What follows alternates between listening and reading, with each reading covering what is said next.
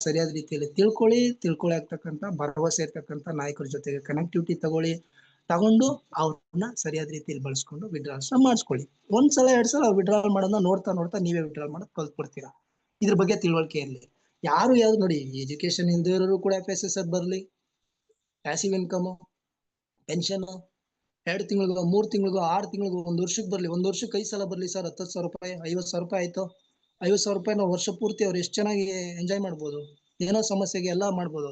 ಈ guarantee warranty ಇರ್ತಕ್ಕಂಥ ಯೋಜನೆಗಳು ಅಂತ ಹೇಳ್ಬಿಟ್ಟು ಮಾಡ್ಬಿಟ್ಟು ದೇಶದಲ್ಲಿ ಇರ್ತಕ್ಕಂಥ ಏನು ಪ್ರಜೆಗಳಿದ್ದಾರೆ, ಜನಗಳಿದ್ದಾರೆ, ಪಬ್ಲಿಕ್ ಇದ್ದಾರೆ, ಅವ್ರ ಮೇಲೆ ಟ್ಯಾಕ್ಸ್ ಹೊರೆ ಬೀಳ್ತಾ ಇದೆ ಹೊರತು ಏನೇ ಡೆವಲಪ್ಮೆಂಟ್ಗಳು ಮಾಡ್ತಾ ಇದ್ರು ವರ್ಲ್ಡ್ ವೈಡ್ ಯಾವುದೇ ದೇಶದಲ್ಲಿ ಏನೇ ನಡೀತಾ ಇದ್ರು ಕೂಡ, ಸ್ಪೆಷಲಿ ನಮ್ಮ ಇಂಡಿಯಾದಲ್ಲಿ ಹೇಳೋದಾದ್ರೆ ಯೋಜನೆಗಳು ಆ ಯೋಜನೆ ಈ ಯೋಜನೆ ಎಲ್ಲ ಬರ್ತದೆ, ಬೊಕ್ಕಸ ಖಾಲಿ ಆಗುತ್ತೆ. ಟ್ರೆಜರಿ ನಂಬರ್ 1 ಖಾಲಿ ಆಗಿದೆ, ಈಗ ಟ್ರೆಜರಿ ನಂಬರ್ 2 ಇದೆ, 3 ಬರುತ್ತೆ, 4 ಬರುತ್ತೆ. ಖಜಾನೆಗಳೇ ಖಾಲಿ ಆಗ್ತಿದಾವೆ, ಗೊತ್ತಿರೋ ವಿಚಾರ. ಆ ರೀತಿ ಖಜಾನೆ ಖಾಲಿ ಆಗ್ಬಿಟ್ಟು ಆ ಖಜಾನೆ ತುಂಬಿಸೋದಕ್ಕೆ ನಾವು ಟ್ಯಾಕ್ಸ್ ಕಟ್ಕೊಂಡು GST ಕಟ್ಕೊಂಡು ಜೀವನ ಮಾಡ್ತಾ ಇದೀವಿ. ದೇಶಕ್ಕೆ ನಾವು ಹೊರೆಯಾಗಿರ್ತಕ್ಕಂಥ 4 ಲಕ್ಷ ರೂಪಾಯಿ ಹತ್ತತ್ರ ಒಬ್ಬೊಬ್ರು ತಲೆ ಮೇಲೆ ಸಾಲ ಬೀಳ್ತಾ ಇರೋದು. ಮೊನ್ನೆ ಯಾವುದೋ ಒಂದು ಸ್ಟೇಟ್ಮೆಂಟ್ ನೋಡಿದೆ ನಾನು, 4 ಲಕ್ಷ ರೂಪಾಯಿ ಒಬ್ಬರು ತಲೆ ಮೇಲೆ ಇರ್ತಕ್ಕಂಥ ಸಾಲ ಹೊರೆ ಇದೆ ಅಂತ ಅನ್ನೋದಾದ್ರೆ ನಮ್ಮನ್ನ ಉದ್ಧಾರ ಮಾಡ್ಕೊಳ್ಳೋದು ಯಾವಾಗ ಸ್ವಾಮಿ? ನಾವಿಲ್ಲಿ ಅರ್ಥ ಮಾಡ್ಕೋಬೇಕು. ನಮ್ಮನ್ನ ಉದ್ಧಾರ ಮಾಡ್ಕೋಬೇಕು. ಇಂಥ ಪ್ಲಾಟ್ಫಾರ್ಮ್ಗಳನ್ನ ನಾವ್ ಇದ್ಕೊಂಡು ನಾವು ಸರಿಯಾದ ರೀತಿಯಲ್ಲಿ ಸದ್ಬಳಕೆ ಮಾಡ್ಕೊಂಡು ನಮ್ಮನ್ನ ನಾವು ಬೆಳಿಬೇಕು. ಬೆಳೆಯೋದ್ರ ಜೊತೆಗೆ ಅಕ್ಕಪಕ್ಕ ಇರೋರ್ನು ಬೆಳೆಸ್ಕೊಂಡು ಮುಂದೆ ಹೋಗ್ಬೇಕು. ಸಿಂಪಲ್. ಅದ್ಬಿಟ್ಟು ಬೇರೆ ಏನಾದ್ರು ಆಪ್ಷನ್ ಇದೆಯಾ? ಅದಂತ ಯಾರಾದ್ರೂ ನಮ್ಗೆ ಏನಾದ್ರು ಕೊಡ್ತಾರೆ, ಅಲ್ಲಿಂದ ಬರುತ್ತೆ ಇಲ್ಲಿಂದ ಬರುತ್ತೆ ಅಂತ ಎಕ್ಸ್ಪೆಕ್ಟೆಡ್ ಮಾಡ್ಕೊಂಡು ಕಾಯ್ಕೊಂಡು ಕುತ್ಕೊಳ್ಳೋಣ? ಏನಾದ್ರು ಸೌತ್ ಆಫ್ರಿಕನ್ ಚಿನ್ನದ ಗಟ್ಟಿಗಳೇನಾದ್ರು ಇಲ್ಲಿ ಇಂಡಿಯಾಗೆ ಬರುತ್ತೆ, ಬೆಂಗಳೂರಿಗೆ ಬರುತ್ತೆ, ನಮಗೂ ಸಿಗುತ್ತೆ, ರಾಯಚೂರಲ್ಲಿ ಇರೋರು ಯಾರಾದ್ರೂ ಅಥವಾ KGF ಅಲ್ಲಿ ಇರೋದೆಲ್ಲ ನಮ್ಗೆ ಏನಾದ್ರು ಸಿಗುತ್ತೆ ಅಂತ ಎಕ್ಸ್ಪೆಕ್ಟ್ ಮಾಡ್ಕೊಂಡು ಏನಾದ್ರು ಕುತ್ಕೊಳಕ್ಕಾಗತ್ತಾ?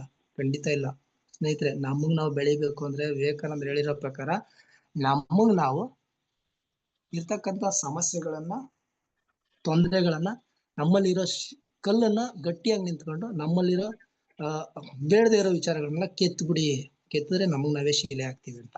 ಅಂದ್ರೆ ನಮ್ಮನ್ನ ನಾವು ಬೆಳೆಸ್ಕೊಳ್ಳೋ ರೀತಿ ಆ ರೀತಿ ಆಗ್ಬೇಕು ಅಂತಕ್ಕಂಥದ್ದು. ಓಕೆ, ಯೂನಿಟ್ ಸ್ಟ್ರಕ್ಚರ್ 3 ನಲ್ಲಿ 3627 ಬಂತು. ಸೊ ಈಗ ಇಂಪಾರ್ಟೆಂಟ್ ಇವತ್ತಿನ ಟಾಪಿಕ್ ಬಂದ್ಬಿಡ, mid structure. So unit structure 1 ನಲ್ಲಿ 897 ಬಂತು. ಅದನ್ನ ತೆಗೆದು 525 ಎಂಟ್ರಿ ಫೀಸ್ ಇಲ್ಲಿ ಒಂದು ಬಿಡ್ ಸ್ಟ್ರಕ್ಚರ್ಗೆ ಹಾಕೋಬಹುದು. ಇದಕ್ಕೆ ಕ್ಯಾಪ್ ಅಲ್ಲಿ ಆಕ್ಟಿವ್ ಆಗಿರ್ಬೇಕು. ಅಂದ್ರೆ ಮೊದಲು ಯಾವುದೇ ಎಂಟ್ರಿ ಫೀಸ್ ಹಾಕೋಬೇಕಾದ್ರೂ ಯೂನಿಟ್ ಸ್ಟ್ರಕ್ಚರ್ ಮತ್ತೆ ಬಿಡ್ ಸ್ಟ್ರಕ್ಚರ್ ಯಾವುದೇ ಸಂದರ್ಭದಲ್ಲಿ ಹಾಕೋಬೇಕಾದ್ರೂ ಕೂಡ ನಾವು ಕ್ಯಾಪ್ ಅಲ್ಲಿ ಆಕ್ಟಿವ್ ಆಗಿರ್ಬೇಕು. ಈಗ ಯೂನಿಟ್ ಸ್ಟ್ರಕ್ಚರ್ 1, 2, 3 ಇದೆಯಲ್ಲ, ಅದಕ್ಕೆ ಮತ್ತೆ ನಮ್ದು ಕಂಪ್ಲೀಟ್ ಆದಾಗೆಲ್ಲ ನಾವು ಎಂಟ್ರಿ ಫೀಸ್ಗಳನ್ನ ಹಾಕೊಂಡು ಒಳಗಡೆ ಹೋಗ್ಬೇಕಾಗತ್ತೆ. ಈ ಬಿಡ್ ಸ್ಟ್ರಕ್ಚರ್ 1, 2, 3 ಇದೆಯಲ್ಲ, 1 ಟೈಮ್ ಮಾತ್ರ ಲೈಫ್ ಟೈಮ್ ಅಲ್ಲಿ ನಾವು ಎಂಟ್ರಿ ಫೀಸ್ಗಳು ಹಾಕ್ತಕ್ಕಂಥದ್ದು, ತಿಳ್ಕೊಬಿಡಿ. ಸೊ ಇದು 2x2 ಮ್ಯಾಟ್ರಿಕ್ಸ್ ಆಗುತ್ತೆ. ನೀವು ಬಂದ್ರೆ ನಿಮ್ ಕೆಳಗಡೆ ಇಬ್ರು ಕೆಳಗಡೆ ಇಬ್ಬಿಬ್ರು 4. ಮೊದಲನೇ ಪೇ ಲೈನ್ ಇದೆಯಲ್ಲ, ಅದು 0 ಪೇ ಲೈನ್ ಇಬ್ರು ಬಂದಾಗ.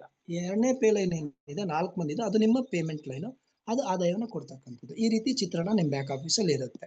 ಸೊ ಈಗ ಬಿಡ್ ಸ್ಟ್ರಕ್ಚರ್ 1 ಎಂಟ್ರಿ ತಗೊಂಡು $525 ಎಂಟ್ರಿ ಫೀಸ್ ಹಾಕೊಂಡು 1 ಟೈಮ್ ಎಂಟ್ರಿ ಫೀಸ್ ನೆನ್ಪಿಟ್ಕೊಳ್ಳಿ, ಗಮನ ಇಟ್ಕೊಬಿಡಿ. 525 ಎಂಟ್ರಿ ಫೀಸ್ ಒಂದೇ ಟೈಮ್ ಹಾಕ್ತಕ್ಕಂಥದ್ದು, ಮತ್ತೆ ಹಾಕೋದು ಎಂಟ್ರಿ ಫೀಸ್ ಇಲ್ಲ. ಯಾಕೆ ಅನ್ನೋದನ್ನ ಮುಂದೆ ತಿಳ್ಕೊಳ್ಳೋಣ. ಸೊ ಇದಕ್ಕೆ ನಮಗೆ ವರ್ಚುವಲ್ ಮಾರ್ಕೆಟಿಂಗ್ ಟೂಲ್ ಅಂತಕ್ಕಂಥದ್ದು ಪ್ರಾಡಕ್ಟ್ ನ ಕೊಡ್ತಾರೆ. ಸೊ ಈಗ ಲೆವೆಲ್ 1 ನಲ್ಲಿ 0 ಪೇ ಲೈನ್, ಲೆವೆಲ್ 2 ನಲ್ಲಿ 4 ಪೊಸಿಷನ್ $505 ಅಂತ ನಮಗೆ ಬರುತ್ತೆ. $25 ನಾವು 525 ಹಾಕಿದ್ರು ಅದು $25 ಕಂಪ್ನಿಗೆ ಹೋಗುತ್ತೆ, $900 ಸ್ಟ್ರಕ್ಚರ್ಗಳಿಗೆ ಡಿಸ್ಟ್ರಿಬ್ಯೂಟ್ ಆಗುತ್ತೆ.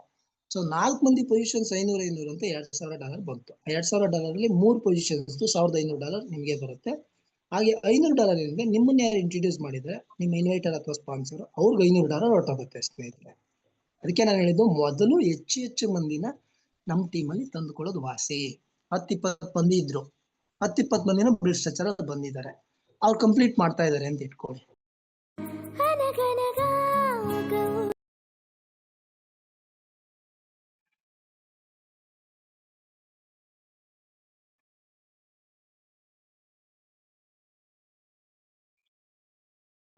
ಬಂಧುಗಳ ಜೊತೆಗೆ ಈಗೆಲ್ಲ ಫ್ಯಾಮಿಲಿ ಕಾನ್ಸೆಪ್ಟ್ ಅನ್ನೋದೇ ಹೊಟ್ಟೋಗ್ಬಿಟ್ಟಿದೆ.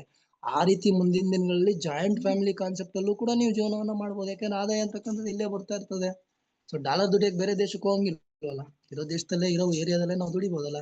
ನಮ್ GTC ಅಷ್ಟು ಅವಕಾಶ ಮಾಡ್ಕೊಟ್ಟಿದೆಯಲ್ಲ, ಅದನ್ನ ಬಳಸ್ಕೋಬಹುದು. ಸೊ ಹಾಗೆ ಹೆಚ್ಚು ದೊಡ್ಡ ಮೊತ್ತದ ಆದಾಯವನ್ನು ನಾವು ಪಡಿತಾ ಹೋಗ್ಬೋದು. ಹಾಗೆ ನೆಕ್ಸ್ಟ್ ನಮ್ಗೆ ಬಿಡ್ ಸ್ಟ್ರಕ್ಚರ್ 1 ಕಂಪ್ಲೀಟ್ ಆದ ನಂತರ ನಮ್ಗೆ ಆಟೋ ರೀ ಎಂಟ್ರಿಗೆ ಬಿಡ್ ಸ್ಟ್ರಕ್ಚರ್ 1 ನಾವು ಎಂಟ್ರಿ ತಗೋಬಿಡ್ತೀವಿ.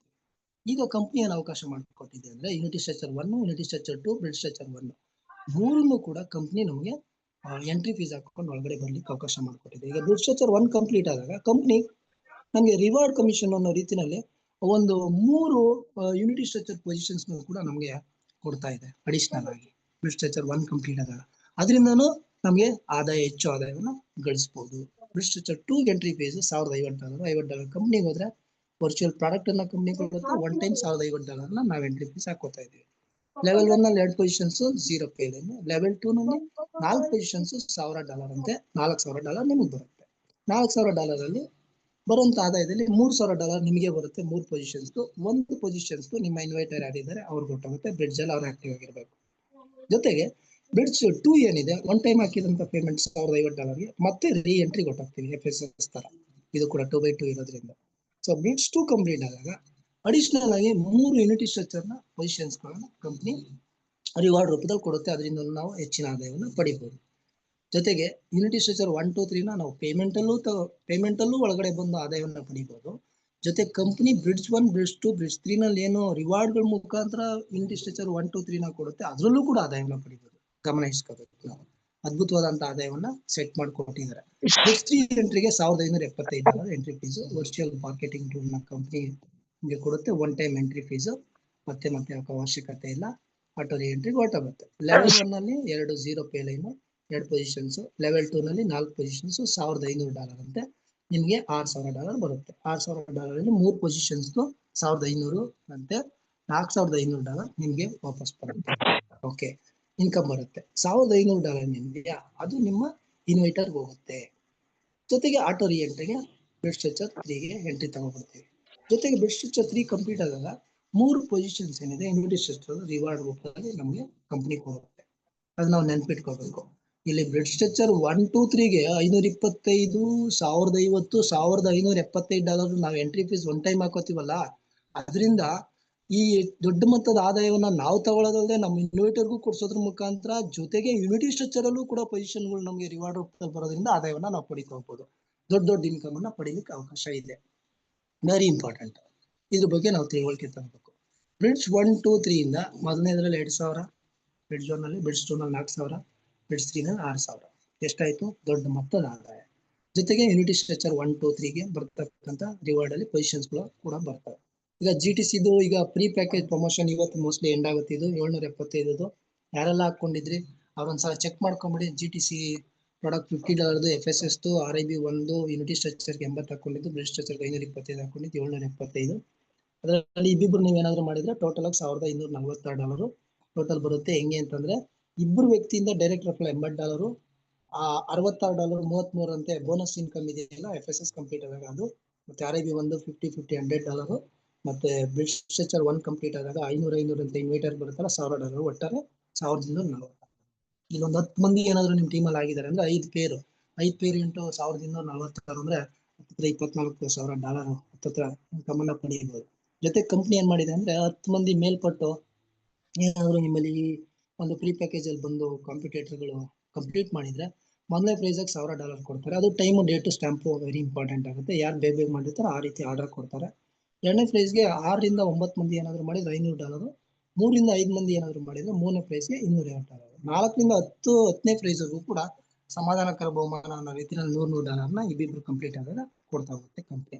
ಇದು ಇವತ್ತು ಮೋಸ್ಟ್ಲಿ ಎಂಡ್ ಆಗುತ್ತೆ. ಇನ್ನು 30 ದಿನಕ್ಕೆ ಮೋಸ್ಟ್ಲಿ ಕಂಪ್ನಿ ಎಕ್ಸ್ಟೆಂಡ್ ಮಾಡ್ಬೋದು ಅಥವಾ ಅದನ್ನ ಕೈ ಬಿಡಬಹುದು. ಅದನ್ನ ನಾವು ಕಾದ್ ನೋಡೋಣ. ಓಕೆ, ಈಗ ಯೂನಿಟಿ ಸ್ಟ್ರಕ್ಚರ್, ಬ್ರಿಡ್ಜ್ ಸ್ಟ್ರಕ್ಚರ್ 6 ಕಾರನ್ನು ಯಾವ ರೀತಿ ಸ್ಟ್ರಕ್ಚರ್ಗಳು ಮೂವ್ ಆಗುತ್ತೆ, ಇನ್ಕಮ್ಗಳು ಯಾವ ರೀತಿ ಬರುತ್ತೆ ಅಂತಂದ್ರೆ ಎಲ್ಲ ಒಂದಕ್ಕೊಂದು ಲಾಕ್ ಆಗಿರ್ತಕ್ಕಂಥದ್ದು. ಯೂನಿಟಿ ಸ್ಟ್ರಕ್ಚರ್ 1 ನಲ್ಲಿ $897, ಬ್ರಿಡ್ಜ್ ಸ್ಟ್ರಕ್ಚರ್ ಅಲ್ಲಿ ನಮಗೆ ಮೊದಲನೇದ್ರ 525ರಲ್ಲಿ $2,000, ಯೂನಿಟಿ ಸ್ಟ್ರಕ್ಚರ್ 2 ಇಂದ $160 ಎಂಟ್ರಿ ಫೀಸ್ ಹಾಕೊಂಡು $1,833 ತಗೋತೀವಿ. ಬ್ರಿಡ್ಜ್ ಸ್ಟ್ರಕ್ಚರ್ 2 ಇಂದ $1,050 ಎಂಟ್ರಿ ಫೀಸ್ ಹಾಕೊಂಡು ನಾವು $4,000 ತಗೋತೀವಿ. ಯೂನಿಟಿ ಸ್ಟ್ರಕ್ಚರ್ 3 ಇಂದ $320 ಹಾಕೊಂಡು $3,626 ತಗೋತೀವಿ. ಬ್ರಿಡ್ಜ್ ಸ್ಟ್ರಕ್ಚರ್ 3 ಇಂದ $1,575 ಎಂಟ್ರಿ ಫೀಸ್ ಹಾಕೊಂಡು $6,000 ಪಡ್ಕೊತಾ ಇದೀವಿ. ಅದಲ್ವಾ? ಇದೆಲ್ಲಾನು ಎಲ್ಲದಕ್ಕೂ ಇಂಟರ್ಲಿಂಕ್ ಆಗಿರ್ತಕ್ಕಂಥದ್ದು. ಈ 6 ಕಾರನ್ನು ನಾವು ಎಕ್ಸ್ಪೆಕ್ಟ್ ಮಾಡ್ಕೊಂಡು ನಾವು ಮಾಡ್ತಿದೀವಿ ಅಂತಂದ್ರೆ ಇದು 1 ತಿಂಗಳಿಗೆ, 2 ತಿಂಗಳಿಗೆ, 3 ತಿಂಗಳಿಗೆ, 6 ತಿಂಗಳಿಗೆ, 1 ವರ್ಷಕ್ಕೆ ಕಂಪ್ಲೀಟ್ ಆಗಲಿ, ನೋ ಪ್ರಾಬ್ಲಮ್. ಲಾಭಾಂಶನೇ ನಮ್ಗೆ, ಹೌದಲ್ಲ? ಈ ಒಂದು 6 ಕಾರುನು ಒಂದು 8 ಸಲ ಅಥವಾ ಒಂದು 4 ಸಲ ವರ್ಷದಲ್ಲಿ ಕಂಪ್ಲೀಟ್ ಆದ್ರೆ 1 crore ಅಮೌಂಟ್ ಮೇಲ್ಪಟ್ಟು ಬರುತ್ತೆ ಆದಾಯ. ಲೆಕ್ಕ ಮಾಡಿ ನೋಡ್ಕೊಬಿಡಿ ಬೇಕಾದ್ರೆ, ಬರೋ ಆದಾಯಗಳನ್ನ ಚೆಕ್ ಮಾಡಿ. 4 ರಿಂದ 8 ಬಾರಿ ಒಂದು ವರ್ಷದಲ್ಲಿ ಬಂತು ಅಂತಂದ್ರೆ 1 crore ಇನ್ಕಮ್, 1 ಕೋಟಿ ಹಣವನ್ನ ನಾವಿಲ್ಲಿ ಆದಾಯವಾಗಿ ಪಡಿಬಹುದು. ಇಲ್ಲಿ ಅರ್ಥ ಮಾಡ್ಕೊಳ್ಳಿ, ನಾವು ಬಂದದ್ದು $50 ಅಲ್ಲೇ. $50 1 ಕೋಟಿ ಮಾಡ್ಬೋದು ಅಂದ್ರೆ ಎಷ್ಟು ದೊಡ್ಡ ಮೊತ್ತದ ಆದಾಯವನ್ನ ಪಡಿಬಹುದು. ಕೋಟಿಗಳನ್ನ ಹಾಕೊಂಡು ಕೋಟಿಗಳು ಬೆಳೆಯೋದು ತುಂಬಾ ಸುಲಭ ಅಂತ ಹೇಳ್ಬಿಟ್ಟು ಎಲ್ಲೆಲ್ಲೋ ಕರ್ಕೊಂಡೋಗಿ ಎಷ್ಟೆಷ್ಟೋ ಜನ ದೊಡ್ಡ ದೊಡ್ಡ ಆಸೆ ತೋರಿಸ್ಬಿಟ್ಟು ದೊಡ್ಡ ದೊಡ್ಡ ಬಿಸ್ನೆಸ್ಗಳು ಹಾಕೊಳ್ಳಿ ಅಂತ ಹೇಳ್ಬಿಟ್ಟು ಕೋಟಿಗಳು ಹಾಕ್ಸಿ ಲಕ್ಷಗಳು ಎತ್ತಕ್ ಪರದಾಡ್ತಾ ಇರ್ತಾರೆ. ಲಕ್ಷಗಳು ಹಾಕ್ಸಿ ಸಾವಿರಗಳು ಎತ್ಸೋದಿಕ್ ಪರದಾಡ್ತಾ ಇರ್ತಾರೆ. ಸಾವಿರಗಳು ಹಾಕ್ಸ್ಬಿಟ್ಟು ನೂರುಗಳು ಎತ್ತೋದಿಕ್ ಪರದಾಡ್ತಾ ಇರ್ತಾರೆ. ನೂರುಗಳು ಹಾಕ್ದವ್ರು ಎಷ್ಟೋ ಸಂತೋಷವಾಗಿ 100ಕ್ಕೆ 100 ರೊಟೇಷನ್ ಮಾಡ್ಕೊಂಡು ಡೈಲಿ ಬೇಸಲ್ಲಿ ಇನ್ಕಮ್ ಮಾಡ್ಕೊತಾ ಇರ್ತಾರೆ. ಇನ್ಸ್ಟಂಟ್ ಇನ್ಕಮ್ ನಿಮ್ಗೆ ಗೊತ್ತು. ತಳ್ಳೋ ಗಾಡಿಯವರು, ಹೂವ ಮಾಡೋರು, ತರಕಾರಿ ಮಾಡೋರು ಅವನ್ನೆಲ್ಲ ಗಮನಿಸ್ಬೋದು. ಟೀ ಕಾಫಿ ಮಾಡೋರು ಅವನ್ನೆಲ್ಲ ಗಮನಿಸ್ ನೋಡಿ. ಅವ್ರ ಇನ್ಕಮ್ ಅವ್ರ ಇನ್ವೆಸ್ಟ್ಮೆಂಟ್ ತುಂಬಾ ಕಡಿಮೆ ಇರ್ತದೆ, but they are all satisfied. ಅವತ್ತು ಇನ್ಸ್ಟಂಟ್ ಇನ್ಕಮ್ ಅನ್ನ ಎತ್ಕೊಬಿಡ್ತಾರೆ. ನಾವಿಲ್ಲಿ ಕೋಟಿ ಹಾಕ್ಬಿಟ್ಟು ಲಕ್ಷಗಳು ದುಡಿಯೋದಕ್ಕೆ ಪರದಾಡುವಂತ ಪರಿಸ್ಥಿತಿ ಇಲ್ಲ. ಲಕ್ಷಗಳು ಹಾಕ್ಬಿಟ್ಟು ಸಾವಿರಾರು ಎತ್ತೋದಕ್ಕೆ ಪರಿಸ್ಥಿತಿ ಇಲ್ಲ. ನಮ್ದೇನಿದೆ $50 ಹಾಕೊಂಡು ಎಂಟ್ರಿ ತಗೋತೀವಿ. 1 ಕೋಟಿ ಅಥವಾ 2 ಕೋಟಿ 5 ಕೋಟಿ 10 ಕೋಟಿ ಎಷ್ಟು ಬೇಕು ಅಂತಂದ್ರೆ ಫೈನಾನ್ಷಿಯಲ್ ಫ್ರೀಡಮ್ ನ ಕಂಪ್ನಿ ಮಾಡ್ಕೊಡ್ಲಿಕ್ಕೆ ಯೂನಿಟಿ ಸ್ಟ್ರಕ್ಚರ್ 3 ಬಿಡ್ ಸ್ಟ್ರಕ್ಚರ್ 3 ಪೊಸಿಷನ್ ಗಳಿಂದ ಸ್ಟ್ರಕ್ಚರ್ ಗಳಿಂದ ನಮಗೆ ಇನ್ಕಮ್ ಅನ್ನ ಕೊಡ್ತಾ ಇದೆ. ಎಂಟ್ರಿ ಫೀಸ್ ಗಳನ್ನೇ ನಾವು ಗಮನಿಸೋದಾದ್ರೆ ಯೂನಿಟಿ ಸ್ಟ್ರಕ್ಚರ್ 1 to 3 ಗೆ ಬಿಡ್ ಸ್ಟ್ರಕ್ಚರ್ 1 to 3 ಮೂರಕ್ಕೂ ಕೂಡ $3,710 ಎಂಟ್ರಿ ಫೀಸೇ ಬೀಳುತ್ತೆ. ಅದರಿಂದ ನಮ್ಗೆ ಬರೋ ಆದಾಯ 6 ಕಂಪ್ಲೀಟ್ ಆದಾಗ 18,000.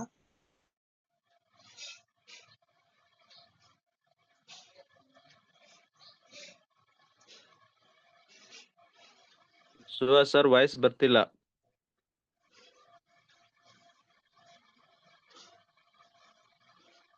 ಸಾರಿ. ಸ್ಟ್ರಕ್ಚರ್ 1 to 3 ಅರ್ನಿಂಗ್ ಗೆ ನಮ್ಗೇನು ರಿವಾರ್ಡ್ ರೂಪದಲ್ಲಿ ಪೊಸಿಷನ್ಸ್ ನ 3 ಕೊಟ್ಟಿರ್ತಾರಲ್ಲ, ಅದರಲ್ಲಿ $19,071 ನಾವು ಇನ್ಕಮ್ ಅನ್ನ ಪಡಿತಾ ಹೋಗ್ತೀವಿ.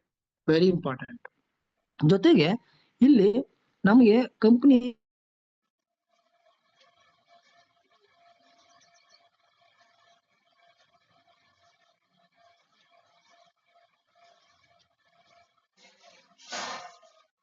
ಸರ್ ವಾಯ್ಸ್ ಬ್ರೇಕ್ ಆಯ್ತು.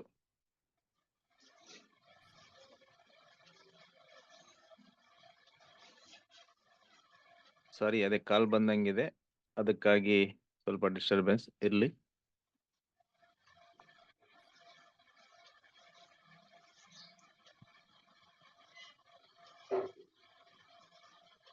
ಸರ್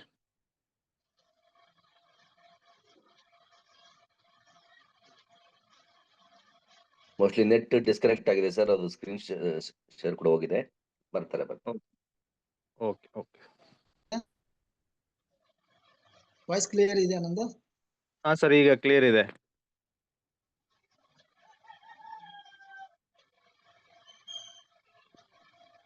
ನೋಡಿ, ವಾಯ್ಸ್ ಕ್ಲಿಯರ್ ಇದೆಯಾ ನಂದು? ಹಾ ಸರ್ ಇದೆ. ಒಂದು ಮಿನಿಟ್, ಒಂದು ಫೋನ್ ಕಾಲ್ ಬಂತು, ಸೊ ಅದರಿಂದಾಗಿ ವಾಯ್ಸ್ ಈಗ ಕ್ಲಿಯರ್ ಇದೆಯಾ? ಕನ್ಫರ್ಮ್ ಮಾಡ್ಬೋದಾ? ಎಸ್ ಸರ್ ಕ್ಲಿಯರ್ ಇದೆ. Thank you. ಓಕೆ, ಈಗ ನಾವು ಇಲ್ಲಿ ಮಾತಾಡ್ತಾ ಇದ್ದೋ ಫೈನಾನ್ಷಿಯಲ್ ಫ್ರೀಡಮ್ ಕಡೆ ಕಂಪ್ನಿ ಒಂದು ರೋಡ್ ಮ್ಯಾಪ್ ಮಾಡ್ಕೊಟ್ಟಿದೆ ಅಂತ ಹೇಳ್ತೀವಿ. ಯಾಕೆ ಮಾಡ್ಕೊಟ್ಟಿದೆ? Long term ಮಾಡ್ಕೊಟ್ಟಿದೆ. ನೆನ್ಪಿಟ್ಕೊಳ್ಳಿ, ಲಾಂಗ್ ಟರ್ಮ್ ಹೆಂಗ್ ಮಾಡ್ಕೊಟ್ಟಿದೆ ಅಂತಂದ್ರೆ TTR ಬ್ಯಾಂಕ್ ಅನ್ನ ಇಂಟ್ರೊಡ್ಯೂಸ್ ಮಾಡಿದೆ. ನಮ್ಮಲ್ಲಿ $30 ಇಂದ $5,000 ಎಂಟ್ರಿ ನಾವು ಅದನ್ನ ಲೋಡ್ ಮಾಡಿ ಇಟ್ಕೊಂಡು ನಮ್ಮದೇ ಯೂಸರ್ ನೇಮ್ಗೆ ರೀಡೀಮ್ ಮಾಡ್ಕೋಬಹುದು, ಅಥವಾ ಬೇರೆ ಯೂಸರ್ ನೇಮ್ ವರ್ಲ್ಡ್ ವೈಡ್ ಇರೋ ಯಾವುದೇ ವ್ಯಕ್ತಿಯ ಯೂಸರ್ ನೇಮ್ಗೂ ಕೂಡ ಈ ಒಂದು ಪ್ರೋಗ್ರಾಮ್ ಅಲ್ಲಿ ಬರ್ತಕ್ಕಂಥ ಪ್ಯಾಕೇಜ್ ಅಲ್ಲಿ ಬರ್ತಕ್ಕಂಥ ಹಣಗಳು ಏನಿರ್ತಾವ ಅದನ್ನ ನಾವು ಲೋಡ್ ಮಾಡ್ಬೋದು. ಪ್ರಾಡಕ್ಟ್ ಇರ್ಬೋದು, ಕ್ಯಾಪ್ ಇರ್ಬೋದು, RIB 1 to 3 ಇರ್ಬೋದು, ಯೂನಿಟಿ ಸ್ಟ್ರಕ್ಚರ್ 1 to 3, ಬಿಡ್ ಸ್ಟ್ರಕ್ಚರ್ 1 to 3, ABS ಕ್ವಾಲಿಫೈ ಆದಾಗ $20, FSSಗೆ $50 ಎಲ್ಲಾನು ಹಾಕೋಬಹುದು. ಅಂದ್ರೆ ಇನ್ನು RIB 1 ಇರ್ಬೋದು, ಪ್ರಾಡಕ್ಟ್ ಇರ್ಬೋದು, ಕ್ಯಾಪ್ ಇರ್ಬೋದು, ಯೂನಿಟಿ ಸ್ಟ್ರಕ್ಚರ್, ಬಿಡ್ ಸ್ಟ್ರಕ್ಚರ್, FSS ಇದನ್ನೆಲ್ಲ ಎಂಟ್ರಿ ಫೀಸ್ ಹಾಕೋತೀವಿ. ಅದಕ್ಕೆಲ್ಲಾನು ವರ್ಚುವಲ್ ಪ್ರಾಡಕ್ಟ್ ಅನ್ನು ಕಂಪ್ನಿ ಕೊಡುತ್ತೆ. ಯಾಕಂದ್ರೆ ಇದು ಅಗೇನೆಸ್ಟ್ ಮನಿ ಲಾಂಡ್ರಿಂಗ್ ಆಕ್ಟ್ ಗೆ ಲೀಗಲ್ ಆಗಿರ್ತಕ್ಕಂಥ ಕಂಪ್ನಿ ಅನ್ನೋದಕ್ಕೆ ನೆನ್ಪಿಟ್ಕೊಬಿಡಿ. ಏನೇ ನಾವು ಮಾಡ್ತಾ ಇದ್ರು ಪ್ರಾಡಕ್ಟ್ ನಮ್ಗೆ ಕೊಟ್ಬಿಡ್ತದೆ ಕಂಪ್ನಿ. ಸೊ ಈಗ ಇವತ್ತಿನ ಇಂಪಾರ್ಟೆಂಟ್ ಸೆಷನ್ ಬಂದ್ಬಿಡೋಣ. ಈಗ CC ಪೂಲ್ ಅಂತ ಮಾತಾಡ್ತಾ ಇದ್ದೋ.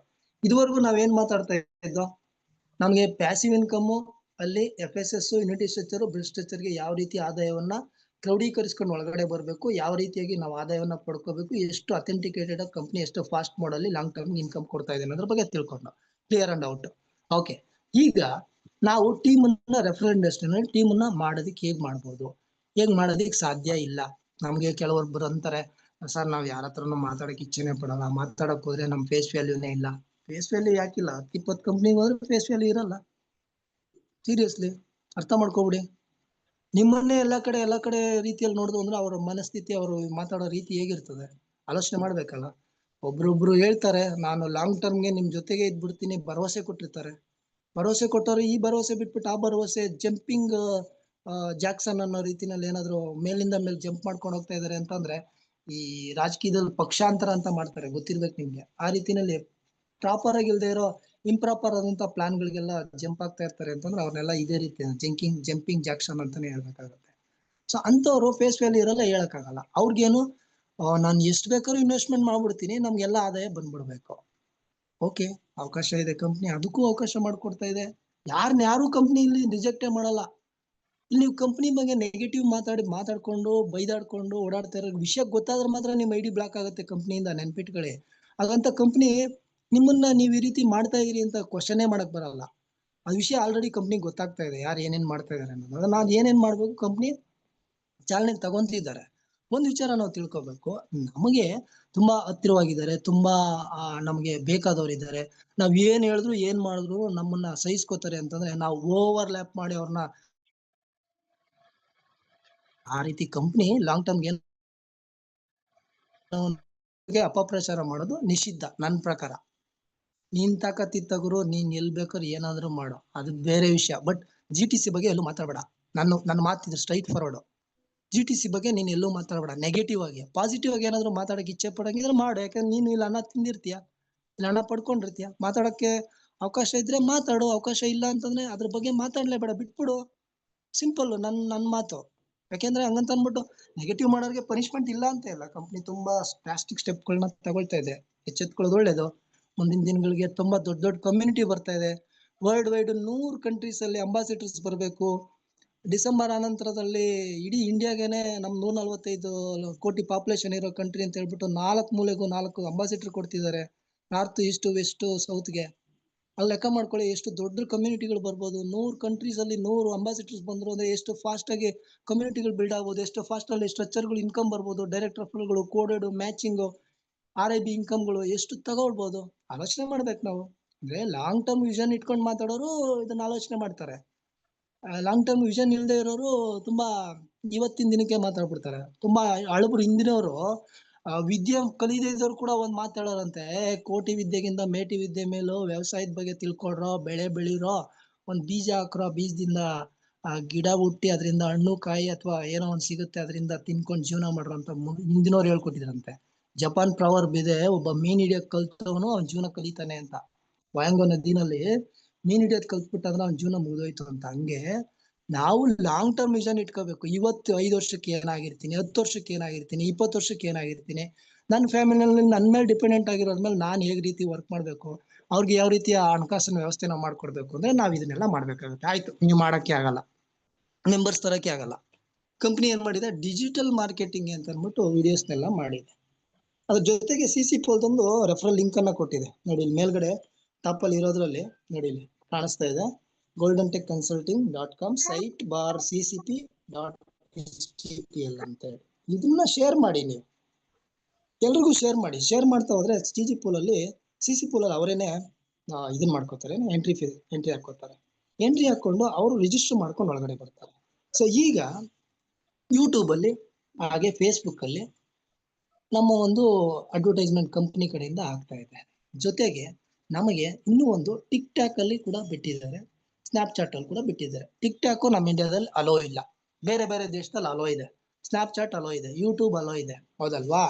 ಹಾಗೆ ಫೇಸ್ಬುಕ್ ಅಲೋ ಇದೆ. ನೀವು ಏನ್ ಮಾಡಿದ್ರೆ ನಿಮ್ ಗ್ರೂಪ್ ಅಲ್ಲಿರೋ ನಿಮ್ಮ ಸಾಮಾಜಿಕ ಜಾಲತಾಣದಲ್ಲಿ ನೀವು ಈ ಮೆಸೇಜ್ಗಳನ್ನ ಫೇಸ್ಬುಕ್ ಅಲ್ಲಿ ಬರುವಂತ ಮೆಸೇಜ್ನ ಹಾಕಿ, ಯೂಟ್ಯೂಬ್ ಅಲ್ಲಿ ಬರುವಂತ ಮೆಸೇಜ್ಗಳನ್ನ ಇದನ್ನ ಹಾಕ್ಬಿಡಿ. ಸ್ನ್ಯಾಪ್ಚಾಟ್ಗೆ, ಟಿಕ್ ಟಾಕ್ಗೆ ಹಾಕ್ಬಿಟ್ಟು ಬಿಟ್ಬಿಡಿ. ಅವನ್ನ ವರ್ಲ್ಡ್ ವೈಡ್ ಇರೋರು ನೋಡ್ತಾರೆ, ಅವ್ರು ರಿಜಿಸ್ಟ್ರೇಷನ್ ಮಾಡ್ಕೊಂಡು ಒಳಗಡೆ ಬರ್ತಾರೆ. ಹೆಂಗ್ ರಿಜಿಸ್ಟ್ರೇಷನ್ ಮಾಡ್ತಾರೆ, ಯಾಕೆ ಅವ್ರು ಒಳಗಡೆ ಬರ್ಬೇಕು, ನೀವು ಅದನ್ನ ಪ್ರಶ್ನೆ ಕೇಳ್ಬೋದು, ಹೌದಲ್ವಾ? ನಾನು ಇಲ್ಲಿ ಕೇಳೋದು ಇಷ್ಟೇನೆ. ಇಲ್ಲಿ ಮಾತಾಡ್ತಕ್ಕಂಥ ವಿಚಾರ ಹೇಗಿದೆ ಅಂತಂದ್ರೆ, ನಮ್ಮಲ್ಲಿ ಎಷ್ಟು ಸ್ಟ್ರಾಂಗ್ ಆಗಿ ಕಂಪ್ನಿ ನಮ್ಗೆ ಅವಕಾಶ ಮಾಡ್ಕೊಡ್ತಾ ಇದೆ ಅಂತ ಅಂದ್ರೆ, ನಮ್ಮಲ್ಲಿ ನೋಡಿ, ಇಲ್ಲಿ CC ಪೂಲ್ ಏನಿದೆಯಲ್ಲ, CC ಪೂಲ್ಗೆ ಎಂಟ್ರಿ ತಗೋಬೇಕು ಅಂದ್ರೆ ಯಾವ ರೀತಿ ಓಪನ್ ಆಗುತ್ತೆ ಅನ್ನೋದು ನಾವ್ ಇಲ್ಲಿ ನೋಡೋದಾದ್ರೆ, ಅನ್ಸುತ್ತೆ ಸ್ಕ್ರೀನ್ ಶೇರ್ ಆಗ್ತಾ ಇದೆ ಅಂತ, ಯಾರಾದ್ರೂ ಕನ್ಫರ್ಮ್ ಮಾಡಿ. ಏನ್ಯೋ ನೋಡಿ, ಈ ರೀತಿ ಓಪನ್ ಆಗುತ್ತೆ. ಆನ್ಲೈನ್ ಬಿಸ್ನೆಸ್ ಮಾಡಕ್ ನೀವು ಬರ್ತೀರಾ, ಗುರುಗಳನ್ನ ಹುಡುಕಿ ಸಾಕಾಗ್ಬಿಟ್ಟಿದ್ದೀರಾ, IP ಇಲ್ದೇ ಇರೋಂಥ ಕಂಪ್ನಿಗಳಿಗೆ ಹೋಗ್ಬಿಟ್ಟು ನೀವು ಜೀವನನ ವೇಸ್ಟ್ ಮಾಡಿದೀರಾ. ಪ್ರಶ್ನೆಗಳು ಹೊಸಬರು ಬರೋರ್ಗೆ, ಅವ್ರು ಇದನ್ನೆಲ್ಲ ಓದ್ಕೊಂಡು ಇಲ್ಲಿ ಇರ್ತಕ್ಕಂಥ ವಿಚಾರಗಳನ್ನೆಲ್ಲ ತಿಳ್ಕೊಂಡು ರಿಜಿಸ್ಟ್ರೇಷನ್ ಮಾಡ್ಕೊಂಡು ಒಳಗಡೆ ಬರೋಂಥವ್ರು. ಅವ್ರಿಗೆ ಪ್ರಶ್ನೆಗಳು ಇರ್ತವೆ, ಉತ್ತರನೂ ಇರ್ತವೆ, ಆಕ್ಟಿವ್ ಇನ್ಕಮ್ ಮಾಡ್ತೀಯಾ, ಪ್ಯಾಸಿವ್ ಇನ್ಕಮ್ ಮಾಡ್ತೀಯಾ, ಯಾವ ರೀತಿ ಬರ್ತೀಯಾ, ಅದು ವಿಡಿಯೋಸ್ ಕೂಡ ಅಪ್ಲೋಡ್ ಮಾಡಿರ್ತಾರೆ. ಅಡ್ಮಿಟ್ ಮಾಡೋದು, ಟ್ರೂತ್ ಯಾವ ರೀತಿ ಇರುತ್ತೆ, ಎಷ್ಟು ಫಾಸ್ಟ್ ಮಾಡಿ ಇನ್ಕಮ್ ಬರುತ್ತೆ, ಯಾರೆಲ್ಲ ನಿಮ್ ಸಪೋರ್ಟ್ ಇರ್ತಾರೆ, ಕಾನ್ಫಿಡೆನ್ಸ್ ಟಿಪ್ಸ್, ಟ್ರಸ್ಟ್ ಫ್ಯಾಕ್ಟರ್ಸ್ ಯಾವ ರೀತಿ ಇರುತ್ತೆ, ಪ್ರಾಬ್ಲಮ್ ಸಾಲ್ವ್ ಮಾಡೋದಕ್ಕೆ ಯಾವ ರೀತಿ ಕಂಪ್ನಿ ಮುಂದೆ ಬಂದಿದೆ, ಗೋಲ್ಡನ್ ಟೆಕ್ ಕನ್ಸಲ್ಟಿಂಗ್ LLC ಸಂಸ್ಥೆ ವರ್ಕ್ ಫ್ರಮ್ ಹೋಮ್ ಅನ್ನೋ ರೀತಿಯಲ್ಲಿ ನಿಮ್ಗೆ ಹೆಂಗ್ ಸಹಾಯಕವಾಗುತ್ತೆ ಅನ್ನೋ ವಿಚಾರನೆಲ್ಲ ಹೇಳ್ಕೊಡುತ್ತೆ. ಅಂದ್ರೆ digitally software knowledge, computer, laptop ಅಥವಾ ಮೊಬೈಲ್ ಬಗ್ಗೆ ನಾಲೆಡ್ಜ್ ಇರೋರು ಎಲ್ರಿಗೂ ಇದು ತುಂಬಾ ಈಸಿ ಅನ್ಸುತ್ತೆ. ಅವರೆಲ್ಲ ರಿಜಿಸ್ಟರ್ ಮಾಡ್ಕೊಂಡು ಒಳಗಡೆ ಬರ್ತಾರೆ. ಅವರೆಲ್ಲ ರಿಜಿಸ್ಟರ್ ಮಾಡ್ಕೊಂಡು ಒಳಗಡೆ ಬಂದ್ರು ಅಂತ ಅಂದ್ರೆ ನಮ್ಮಲ್ಲಿ ಕ್ವಶನ್ ಆನ್ಸರ್ಸ್ ಕೂಡ ಇರ್ತವೆ. ಇದ್ರಲ್ಲೇನೆ ವಿಡಿಯೋಸ್ ಕೂಡ ಇರ್ತದೆ, ಕ್ವಶನ್ ಆನ್ಸರ್ಸ್ ಕೂಡ ಅಲ್ಲೇ ಇರ್ತದೆ. ಅದಕ್ಕೆ ಆನ್ಸರ್ ಕೂಡ ಕಂಪ್ನಿನೇ ಕೊಟ್ಟಿರ್ತದೆ. ಜೊತೆ ನೋಡಿ ಕ್ವಶನ್ ಆನ್ಸರ್ಸ್ ಕೊಟ್ಟಿರ್ತಾರೆ, ಕ್ವಶನ್ ಕೇಳಿರ್ತಾರೆ, ಆನ್ಸರ್ ಅವರೇ ಮಾಡಿರ್ತಾರೆ. ಅಂದ್ರೆ ಇದನ್ನೆಲ್ಲ ತಿಳ್ಕೊಂಡು ಬರುವಂತ ವ್ಯಕ್ತಿಗೆ ಎಷ್ಟು ನಾಲೆಡ್ಜ್ ಇರ್ತದೆ, ಆ ವ್ಯಕ್ತಿ ಲಾಂಗ್ ಟರ್ಮ್ಗೆ ರನ್ ಆಗಲ್ಲ ಅನ್ನೋದು ಏನ್ ಗ್ಯಾರಂಟಿ ಅಲ್ವಾ? ಆ ರೀತಿ ರಿಜಿಸ್ಟ್ರೇಷನ್ ಮಾಡ್ಕೊಂಡು ಇಲ್ಲಿ ರಿಜಿಸ್ಟರ್ ಮಾಡ್ಕೊಂಡು ಒಳಗಡೆ ಬಂದ್ರು ಅಂತಂದ್ರೆ ನೆಕ್ಸ್ಟ್ ಸ್ಟೆಪ್, ನೀವು ಇದಕ್ಕೆ ಒಳಗಡೆ ಬರ್ತಾ ಇದೀರಾ ಅಂತಂದ್ರೆ ಇಲ್ಲಿ ರಿಜಿಸ್ಟ್ರೇಷನ್ ಮಾಡ್ಕೊಂಡು ವ್ಯಕ್ತಿ ಬರ್ತಾರೆ. First name, last name, country, mobile number, email ID, ನಮ್ದು ಏನ್ ರಿಜಿಸ್ಟ್ರೇಷನ್ ಪ್ರೊಸೆಸ್ ಇದೆ ಅದೇ ರೀತಿ ಮಾಡ್ಕೊಂಡು ಒಳಗಡೆ ಬರ್ತಾರೆ. ಬಟ್ ಅವ್ರಿಗೆ ಇನ್ವೈಟರ್ ಯಾರು ಅನ್ನೋದು ರೆಫರಲ್ ಲಿಂಕ್ ಕೊಟ್ಟಿರಲ್ಲ. ಅವರೆಲ್ಲ CC ಪೂಲ್ ಅಲ್ಲಿ ಬಂದಿರ್ತಾರೆ. CC ಪೂಲ್ ಅಲ್ಲಿ ಬಂದವರಿಗೆ 24 ಗಂಟೆಗೆ ಒಂದ್ಸಲ 10 ಜನ ನಾವು ಪರ್ಚೇಸ್ ಮಾಡ್ಕೊಳ್ಳುವಂತ ಅವಕಾಶ ಕಂಪ್ನಿ ಕೊಟ್ಟಿರ್ತದೆ. ಅಂದ್ರೆ ಡೈರೆಕ್ಟ್ ರೆಫರಲ್ $40 ನಮಗೆ ಬರುತ್ತೆ, $10 ಅವ್ರ ಮೇಲೆ ನಮ್ದು ಕಾಂಟ್ರಿಬ್ಯೂಷನ್ ಆಗಿರ್ತದೆ, ಹೌದಲ್ವಾ? ಈಗ ಕಂಪ್ನಿ ಇದ್ರ ಜೊತೆಗೆ CC ಪೂಲ್ ಜೊತೆಗೆ ಕಂಪ್ನಿ ಏನ್ ಮಾಡಿದೆ, ಹೊಸದಾಗಿ ನಮ್ದು ಲಾಗಿನ್ ಮಾಡ್ತೀವಲ್ಲ, ಲಾಗಿನ್ ಮಾಡಿದಾಗ್ಲೇನೆ ಇಮಿಡಿಯೇಟ್ ಆಗಿ ಕಂಪ್ನಿ ಏನ್ ಮಾಡ್ತಾ ಇದೆ ಅಂತಂದ್ರೆ ನಮಗೆ ಇಮಿಡಿಯೇಟ್ ಆಗಿ ರಿಜಿಸ್ಟ್ರೇಷನ್ ಮಾಡ್ಕೊಳ್ಳೋಕೆ ಸೈನ್ ಅಪ್ ಅಲ್ಲಿ ಹೋಗ್ಬಿಟ್ರೆ ನೋಡಿ, ಇಲ್ಲಿ ಸೈನ್ ಅಪ್ ಹೋಗ್ತೀನಿ, ಬ್ಯಾಕ್ ಆಫೀಸ್ಗೆ ಹೋಗಿ ಸೈನ್ ಅಪ್ ಹೋದ್ರೆ ಇಮಿಡಿಯೇಟ್ ರಿಜಿಸ್ಟ್ರೇಷನ್ ಮಾಡಕ್ ಕಂಪ್ನಿ ಅಲೋ ಮಾಡ್ಬಿಟ್ಟಿದೆ. Account information, you will be assign to an inviter once your registration has been completed. ಈಗ ಯಾರು ವರ್ಲ್ಡ್ ಅಲ್ಲಿ ಇರ್ತಕ್ಕಂಥವ್ರು ಈ ಒಂದು ಆಪರ್ಚುನಿಟಿನ, ಈ ವಿಡಿಯೋಸ್ ಅನ್ನೆಲ್ಲ ನೋಡಿ ಅವರು ಡೈರೆಕ್ಟ್ ಆಗಿ ನಮ್ಮ ವೆಬ್ಸೈಟ್ ಬಂದ್ಬಿಟ್ಟು ಅವ್ರು ರಿಜಿಸ್ಟ್ರೇಷನ್ ಮಾಡ್ಕೊಂಡ್ಬಿಡ್ತಾರೆ, KYC ಮಾಡ್ಕೊಂಡ್ಬಿಡ್ತಾರೆ. ಅವರು ಪೇಯ್ಡ್ ಮೆಂಬರು ಆಗ್ತಾರೆ. ಅಂದ್ರೆ ಪ್ರಾಡಕ್ಟ್ $50 ಕೊಟ್ಬಿಟ್ಟು ಪೇಯ್ಡ್ ಮೆಂಬರ್ ಕೂಡ ಆಗ್ಬಿಡ್ತಾರೆ. ಆ ರೀತಿ ಆಗೋದ್ರು ಅಂತ ಅಂದ್ರೆ ನೋಡಿ, ಅವ್ರನ್ನ ಕಂಪ್ನಿ ಏನ್ ಮಾಡ್ತದೆ ಅಂದ್ರೆ ರ್ಯಾಂಡಮ್ ಆಗಿ ಯಾರು ಎಲಿಜಿಬಲ್ ಇರ್ತಾರೋ, ಕ್ಯಾಪಲ್ ಆಕ್ಟಿವ್ ಆಗಿರ್ತಾರೋ ಅಂತ ವ್ಯಕ್ತಿ ಕೊಡ್ತಾರೆ. ಆರ್ಗನೈಸೇಷನ್ ಸ್ಟ್ರಕ್ಚರ್ ಅಲ್ಲಿ ಹೋಲ್ಡಿಂಗ್ ಮೆಂಬರ್ ಆದಾಗ ಅವ್ರ ಆರ್ಗನೈಸೇಷನ್ ಸ್ಟ್ರಕ್ಚರ್ ಅಲ್ಲಿ ಅವ್ರ ಟೀಮ್ ಬಂದ್ಬಿಡ್ತಾರೆ. ಇನ್ ಕೇಸ್ ಹೋಲ್ಡಿಂಗ್ ಟ್ಯಾಂಕ್ ಅಲ್ಲಿ ಅನ್ನೋನ್ ಮೆಂಬರ್ಸ್ ನಿಮ್ ಹೋಲ್ಡಿಂಗ್ ಟ್ಯಾಂಕ್ ಅಲ್ಲಿ ಬಂದ್ ನಿಂತಿದೆ ಅಂದ್ರೆ ಅವ್ರನ್ನ ನೀವು ಇಂಟ್ರೊಡ್ಯೂಸ್ ಮಾಡ್ಕೊಳ್ಳಿ. ನಾನು ಈ ತರ, ನನ್ನ ಹೆಸರು ಈ ತರ, ಇಂಥ ಆಪರ್ಚುನಿಟಿ ಇದ್ದೀವಿ ನಿಮ್ ಬಗ್ಗೆ ಅಂತ ಹೇಳಿ. ಯಾಕಂದ್ರೆ ಅವ್ರ ಇಮೇಲ್ ID, ಅವ್ರ ಮೊಬೈಲ್ ನಂಬರ್, ಅವ್ರ ಹೆಸರು ಡೀಟೇಲ್ಸ್ ಎಲ್ಲ ನಮ್ಗೆ ಬಂದಿರ್ತದೆ ಹೋಲ್ಡಿಂಗ್ ಟ್ಯಾಂಕ್ ಅಲ್ಲಿ. ಅದನ್ನ ತಗೊಂಡು ನಾವು ಮಾಡ್ಬೋದು. ಆ ರೀತಿ ಕಂಪ್ನಿ ಏನ್ ಮಾಡಿದೆ, ಅವಕಾಶ ಮಾಡಿಕೊಟ್ಟಿದೆ. 2 ವೇನಲ್ಲಿ ನಾವು ಇಲ್ಲಿ ವರ್ಕ್ ಮಾಡ್ಬೋದು. ಒಂದು ಡಿಜಿಟಲ್ ಮಾರ್ಕೆಟಿಂಗ್ ಏನ್ ಕಂಪ್ನಿ ಮಾಡ್ತದೆ ಅದ್ರ ಮುಖಾಂತರ ಡೈರೆಕ್ಟ್ ವೆಬ್ಸೈಟ್ ಅಲ್ಲಿ ಕಂಪ್ನಿಗೆ ಬರ್ತಕ್ಕಂಥವ್ರೆ ರಿಜಿಸ್ಟರ್ ಮಾಡ್ಕೊಂಡು ಒಳಗಡೆ ಬರೋದು ಒಂದು ವಿಧಾನ. 2ನೇ ವಿಧಾನ, ಕ್ಯಾಂಡಿಡೇಟ್ ಕನ್ಸಲ್ಟೆಂಟ್ ಪೂಲ್ ಅಲ್ಲಿ ಆ ಲಿಂಕ್ ಏನ್ ಕೊಟ್ಟಿದ್ದೇವೆ, ರೆಫರಲ್ ಲಿಂಕ್, ಅದನ್ನ ನಾವು ವರ್ಲ್ಡ್ ವೈಡ್ ಇರ್ತಕ್ಕಂಥ ಎಲ್ಲಾ ವ್ಯಕ್ತಿಗಳಿಗೂ ನಾವು ಪ್ರಮೋಟ್ ಮಾಡೋದು.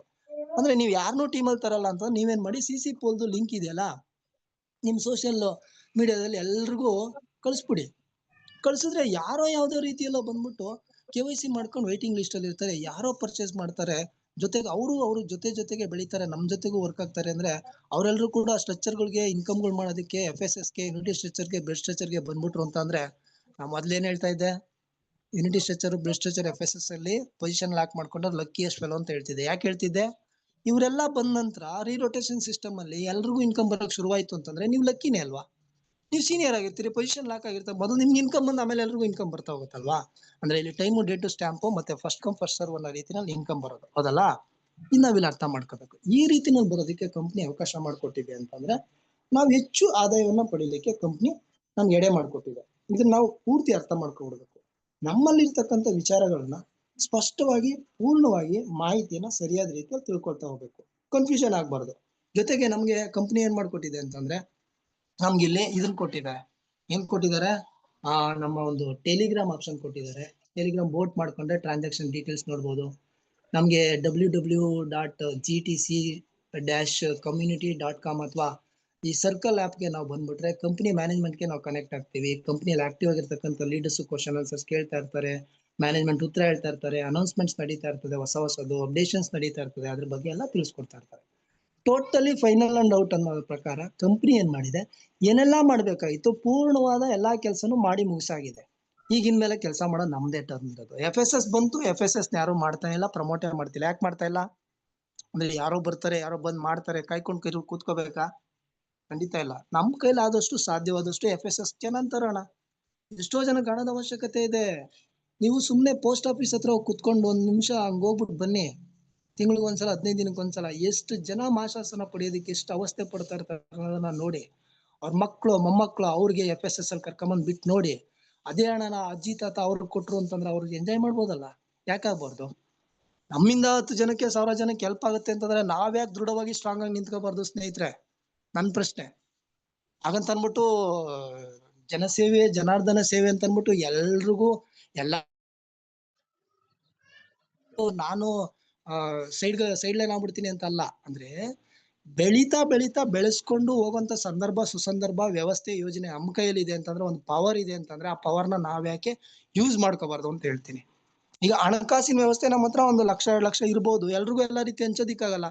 ಹಣ ಬರೋದಿಕ್ಕೆ ಅಥವಾ ಹಣ ಹೊಂದಿಸ್ಕೊಳ್ಳೋದಿಕ್ಕೆ, ಪ್ಯಾಸಿವ್ ಇನ್ಕಮ್ ಪಡ್ಕೊಳ್ಳೋದಿಕ್ಕೆ ಅವಕಾಶ ಕೊಡಿಸ್ಬಿಟ್ಟು ಬಿಟ್ಬಿಟ್ರೆ ಅವ್ರ ಫ್ಯಾಮಿಲಿ ಅವರಷ್ಟಕ್ಕೆ ಅವ್ರನ್ನ ಇಂಡಿಪೆಂಡೆಂಟ್ ಆಗ್ತಾರಲ್ಲ, ಆರ್ಥಿಕವಾಗಿ ಸಬಲರಾಗ್ತಾರಲ್ಲ. ಅವಾಗ ಎಲ್ರಿಗೂ ಎಲ್ಲರೂ ಹೊಂದಾಣಿಕೆ ಆಗುತ್ತೆ, ಸಮಾಜದಲ್ಲಿ ಒಳ್ಳೆ ವಿಚಾರಗಳು ಬರ್ತವೆ, ಒಳ್ಳೆ ರೀತಿಯಲ್ಲಿ ಇರ್ತದೆ, ಕ್ರೈಮ್ ರೇಟ್ ಕಮ್ಮಿ ಆಗ್ತದೆ. ಕ್ರೈಮ್ ರೇಟ್ ಏನಕ್ಕೆ ಆಗ್ತಿದೆ? ಹಣ ಇಲ್ಲ. ಎಜುಕೇಶನ್ ಮಾಡೋದಕ್ಕೆ, ಹೈಯರ್ ಎಜುಕೇಶನ್ ಮಾಡಿಸೋದಕ್ಕೆ ಪೇರೆಂಟ್ಸ್ ಹತ್ರ ಹಣ ಇಲ್ಲ. ಮಕ್ಕಳನ್ನ ಕೈ ಬಿಟ್ಬಿಟ್ರು, ಮಕ್ಕಳು ಮೊಬೈಲ್ ತಗೊಂಡ್ರು, ಖಾಲಿ ಪೋಲಿ ಅಲ್ಲಿ ಇಲ್ಲಿ ಹೋದ್ರು, ಕಾಲೇಜ್ ಹತ್ರ ಹೋದ್ರು, ಅವ್ರು ಇದು ಇಲ್ಲಿದು. ನೆನ್ನೆ ನೋಡ್ತಾ ಇದೀವಿ, ಒಂದ್ ವಿಚಾರ ತಿಳಿತಾ ಇದೆ, ಒಂದ್ ಹೆಣ್ಮಗಳನ್ನ ಕತ್ಕುಯ್ದು ಏನೋ ಮಾಡಿದ್ದಾರೆ ಅಂತ ಒಂದ್ ಮೆಸೇಜ್. ಅಂದ್ರೆ ಕಾಲೇಜ್ ಸ್ಟೂಡೆಂಟ್ಸ್. ಅಂದ್ರೆ ನಾವಿಲ್ಲಿ ಅರ್ಥ ಮಾಡ್ಕೊಬೇಕು, ಯೂತ್ಸ್ ಯಾವ ಕಡೆಗೆ ಹೋಗ್ತಾ ಇದಾರೆ. ಆ ಯೂತ್ಸ್ ನ ಕಂಟ್ರೋಲ್ ಮಾಡೋದಕ್ಕೆ ಯಾರ ಕೈಯಲ್ಲಿ ಪವರ್ ಇರೋದು? ನಮ್ಗಳ ಕೈಯಲ್ಲೇ. ದೇಶದ ಭವಿಷ್ಯನೇ ನಮ್ ಕೈಯಲ್ಲಿದೆ. ಎಜುಕೇಶನ್ ಸಿಸ್ಟಮ್ ಇಂದ ಮುಂದಿನ ಭವಿಷ್ಯ ಅಂತಕ್ಕಂಥದ್ದು ರೂಪಿಸ್ತದೆ ಅಂತ ಹೇಳ್ತಕ್ಕಂತ ಸಿಸ್ಟಮ್ ಅಲ್ಲಿ ನಾವಿದ್ದೀವಿ ಅನ್ನೋದಾದ್ರೆ, ನಾವು ಎಜುಕೇಶನ್ ಕಲ್ತಿದ್ದೀವಿ, ಕಲ್ತಾದ್ಮೇಲೆ ಕಲ್ತಿರೋದನ್ನ ಕಲ್ಸಿ ಅವ್ರಿಗೆ ಹಣ ಬರೋ ರೀತಿನಲ್ಲಿ ನಾವ್ಯಾಕೆ ಮಾಡ್ಕೊಡ್ಬೋದಲ್ಲ? ಇದಕ್ಕೂ ಅವಕಾಶ ಇದೆ. ನಾವ್ ಆ ಆಂಗಲ್ ಅಲ್ಲೂ ಯೋಚನೆ ಮಾಡೋಣ ಸ್ನೇಹಿತರೆ. ನಮ್ಗೆ ಅನ್ಸ್ಬೋದು, ನನ್ನ ಹಣ ನಂದು ಗುರು, ನಾನ್ ಹಾಕಿದೀನಿ, ನಾನ್ ಮಾಡ್ಕೋತೀನಿ, ನನ್ ಜೀವನ ನಂದು, ನನ್ನ ಹೆಂಡತಿ ಮಕ್ಳು, ನನ್ ಫ್ಯಾಮಿಲಿ. ಎಸ್ ಇರ್ಲಿ, ಜೊತೆಗೆ ಅವರು ಬೇರೆಯವರು ಬೈಕೊಂಡು ಓಡಾಡ್ತಿರ್ತಾರಲ್ಲ, ನಮ್ಮವ್ರು ನಮಗೆ ಆಗಲ್ಲ ಅಂತ, ಅವ್ರನ್ನೂ ಕರೆತನ್ನಿ, ಶತ್ರುಗಳಿಗೂ ಅವಕಾಶ ಕೊಡಿ. ಸೀರಿಯಸ್ಲಿ, ಕಂಪ್ನಿ ಹೇಳೋದನ್ನೇ ಇವತ್ತೇ ನಾವು ನೆಗೆಟಿವ್ ಆಗಿ ಶತ್ರು ತರನೇ ಕಾಣ್ಕೊಂಡು ಓಡಾಡ್ಬೋದು. ಮುಂದೊಂದ್ ದಿನ ಆತನೇ ಬಂದ್ಬಿಟ್ಟು ಹೆಚ್ಚಿನ ರೀತಿಯಲ್ಲಿ ಬಿಸ್ನೆಸ್ ಅನ್ನ ಮಾಡಿ ದೊಡ್ಡ ಟೀಮ್ ಅನ್ನ ಬೆಳೆಸ್ಕೊಂಡು ಹೋಗ್ತಾನೆ ಅಂತಂದ್ರೆ ನಾವೇನ್ ಮಾಡೋಣ? ಯಾಕೆ ದೂಷಿಸ್ಬೇಕು? ಕಲೀಲಿಲ್ಲ ಅಂತಂದ್ರೆ ಅಲ್ಲಿ ಏನ್ ಮಾಡ್ಬೇಕು, ಲೀಗಲ್ ಆಗಿ ಏನ್ ಮಾಡ್ಬೇಕು ಅದನ್ನ ಮಾಡ್ತೀವಿ ಅನ್ನೋ ವಿಚಾರದಲ್ಲಿ ಕಂಪ್ನಿ ಕೂತ್ಕೊಂಡಿದೆ. ಸೊ ನಾವಿಲ್ಲಿ ಅರ್ಥ ಮಾಡ್ಕೊಬೇಕಾದ್ ಇಷ್ಟೇ, ಜಂಪಿಂಗ್ ಜಾಕ್ಸನ್ ಆಗೋದ್ರ ಬದಲು ಒಂದ್ ಕಡೆ ನಿಂತ್ಕೊಂಡು ಈಗ ನಾವು ಬೇರುಗಳನ್ನ ಸರಿಯಾದ ರೀತಿಯಲ್ಲಿ ಬೆಳೆಸ್ಕೊಳ್ಳೋದನ್ನ ನೋಡ್ಬೇಕು. ಬೇರುಗಳು ಸ್ಟ್ರಾಂಗ್ ಆಗ್ಬಿಟ್ರೆ ಈ ಕಾಂಡ ಮತ್ತೆ ರೆಂಬೆ ಕೊಂಬೆಗಳು, ಹೂವು, ಹಣ್ಣು, ಕಾಯಿ ಎಲ್ಲ ಬಿಡೋದು ತುಂಬಾ ಸುಲಭ ಆಗ್ಬಿಡ್ತದೆ. ನಿಮ್ಗೆ ಗೊತ್ತಿರ್ಬೇಕು ಸ್ನೇಹಿತರೆ, ಬಿದ್ರು 5 ವರ್ಷದವರೆಗೂ ಮೇಲಕ್ಕೆ ಬರೋದೇ ಇಲ್ಲ. ಯಾಕೆಂದ್ರೆ ಅದು ಬೇಸನ್ನ ಬೆಳಕಡೆ ಭೂಮಿಯಲ್ಲಿ ಬೇರನ್ನ ಎಷ್ಟು ಸ್ಟ್ರಾಂಗ್ ಆಗಿ ಬೆಳ್ಕೊಂಡು ಹೋಗುತ್ತೆ ಅಂದ್ರೆ, ಎತ್ತರಕ್ಕೆ ಎಷ್ಟು 80 ಅಡಿ ಬೆಳುತ್ತೋ ಅಂತಂದ್ರೆ 80 ಇಂದ 100 ಅಡಿ ಬೆಳೀತದೆ ಅಂದ್ರೆ ಆ 100 ಅಡಿವರೆಗೂ ಬೇರನ್ನೇ ಬೆಳೆಸ್ಕೊಂಡಿರ್ತದೆ. ಆಮೇಲೆ 5 ವರ್ಷ ಆದ್ಮೇಲೆ ಬೆಳೆಯಕ್ ಶುರುವಾಯ್ತು ಅಂತಂದ್ರೆ ಗಗನದ ಎತ್ತರಕ್ಕೆ ಹೊಟ್ಟೋಗುತ್ತೆ. ಅದು ಎತ್ತರಕ್ಕೆ ಹೋಯ್ತು ಅಂದ್ರೆ ಅದು ಬೀಳೋದೇ ಇಲ್ಲ, ಗೊತ್ತಲ್ಲ? ಅಷ್ಟು ಲಾಂಗ್ ಆಗಿರೋ ಬಿದ್ರು ಅಷ್ಟು ಸ್ಟ್ರಾಂಗ್ ಆಗಿ ನಿಂತಿದೆ ಅಂದ್ರೆ ಏನ್ ಕಾರಣ? ಬೇರು ಭದ್ರವಾಗಿರೋದ್ರಿಂದ. ಅದಕ್ಕೆ ಈ ಪ್ಲಾಟ್ಫಾರ್ಮ್ ಅಲ್ಲಿ ನಾವು ನಾಲೆಡ್ಜ್ ಅನ್ನ ಸರಿಯಾದ ರೀತಿಯಲ್ಲಿ ಇಂಪ್ರೂವ್ ಮಾಡ್ಕೊಂಡು ಬೇರನ್ನ ಭದ್ರಪಡಿಸ್ಕೊಂಡ್ರೆ ನಾವು ಎಷ್ಟು ಎತ್ತರಕ್ಕೆ ಬೇಕಾದ್ರೂ GTC ನಲ್ಲಿ ಬೆಳೆಯೋದಕ್ಕೆ ಅವಕಾಶ ಇದೆ. ಇಷ್ಟು ವಿಚಾರಗಳು ನಿಮ್ ಮುಂದೆಗಡೆ ಇಡ್ತಾ ಇದೀನಿ. ಆಲ್ಮೋಸ್ಟ್ ಮ್ಯಾಕ್ಸಿಮಮ್ ಟೈಮ್ ಆಗಿದೆ. ನೀವು ನನ್ನ ಒಂದು ಸೆಷನ್ ಅಲ್ಲಿ ನಿಮ್ಮ ತಾಳ್ಮೆ ಹಾಗೂ ನಿಮ್ಮ ಸಮಯವನ್ನ ಕೊಟ್ಟು 70 ರಿಂದ 80 ಮಂದಿ ಮೆಂಬರ್ಸ್ಗಳು ಕೂತು ಕೇಳಿರ್ತೀರಿ. Thank you very much all. ಹಾಗೆ ನನ್ನ ವಿಚಾರನ ಪ್ರಚಾರ ಮಾಡಿ, ತಿಳ್ಕೊಳ್ಳಿ, ಕಲ್ಸ್ಕೊಡಿ, ಎಲ್ರಿಗೂ ಕಲೀಲಿ, ಎಲ್ರನ್ನು ಬೆಳೀಲಿ. ಸ್ನೇಹಿತರೆ, ಒಂದಂತೂ ನಿಜ, ನಾವು ಇಲ್ಲಿಂದ ಏನೂ ಓದ್ಕೊಂಡೋಗಲ್ಲ. ನಾವೇನು ಓದ್ಕೊಂಡೋಗಲ್ಲ ಅಂತಂದ್ರೆ ಇಲ್ಲಿ ಯಾವ್ದು ಒಳ್ಳೇದ್ ಮಾಡಿ ಹೋಗ್ಬಾರ್ದು ಅಂತ ಏನಿಲ್ಲ. ನನ್ ವಿಚಾರ ಇಷ್ಟೇ, ನನಗ್ ಗೊತ್ತಿರೋದು ಇಷ್ಟೇ. ಒಂದು, ನಾವು ಇಲ್ಲಿ ಬಿಟ್ಟು ಹೋಗ್ತಿವಿ, ಇಲ್ಲ ಕೊಟ್ಟೋಗ್ತಿವಿ. ನೆನ್ಪಿಟ್ಕೊಬಿಡಿ, ಬಿಟ್ಟು ಹೋಗ್ತಿವಿ ಅಂದ್ರೆ ಏನು? ನಾವ್ ಏನೇ ಆಸ್ತಿ ಅಂತಸ್ತು ಮಾಡಿದ್ರು ಕೂಡ ಇಲ್ಲಿ ಬಿಟ್ಟು ಹೋಗ್ಬಿಡ್ತೀವಿ. ಇಲ್ಲ ಕೊಟ್ಟೋಗ್ತಿವಿ ಅಂದ್ರೆ ಏನಾದ್ರು ಆಸ್ತಿ ಪಾಸ್ತಿ ಮಾಡಿದ್ರೆ ರಿಜಿಸ್ಟರ್ ಮಾಡಿ ಮಕ್ಳು ಮರಿಗೆ ವಿಲ್ ಮಾಡಿ ಬಿಟ್ಟು ಹೋಗ್ತಿವಿ.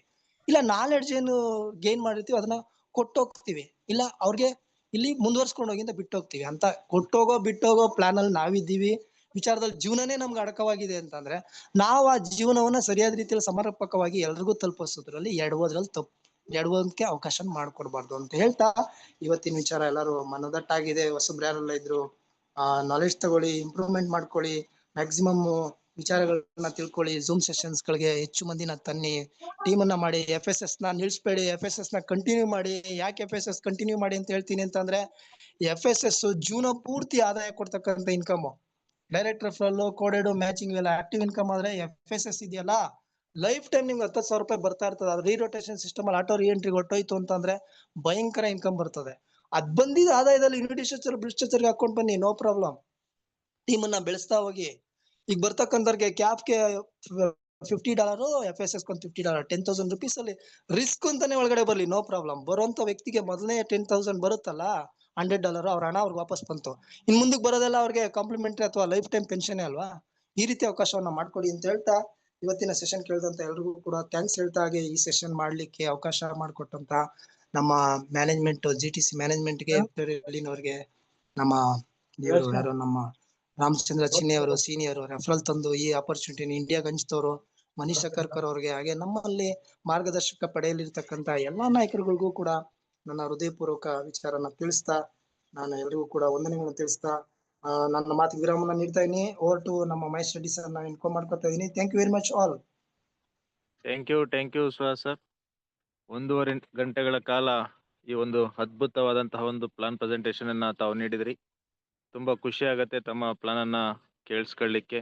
ಏಕೆ ಅಂತಂದ್ರೆ ಇವತ್ತಿನ ಟಾಪಿಕ್ ಜೊತೆಗೆ ಕಂಪನಿ ಪ್ರಾರಂಭದಿಂದ ಏನೆಲ್ಲ ಪ್ಲಾನ್ ಇದೆ, ಏನೆಲ್ಲ ಒಂದು ನಾವು ವಾರದ ಸ್ಟಾರ್ಟಿಂಗ್ ಪ್ರಾರಂಭ ದಿನ ಸೋಮವಾರದಿಂದ ನಾವು ಇಲ್ಲಿವರೆಗೂ ಏನೆಲ್ಲ ನಮ್ಮ ಗುರುಗಳು ನಮ್ಮ ಗುರುಕುಲ ಜ್ಞಾನಶಾಲೆಯಲ್ಲಿ ಏನೆಲ್ಲ ಪ್ಲಾನ್ ಪ್ರೆಸೆಂಟೇಷನ್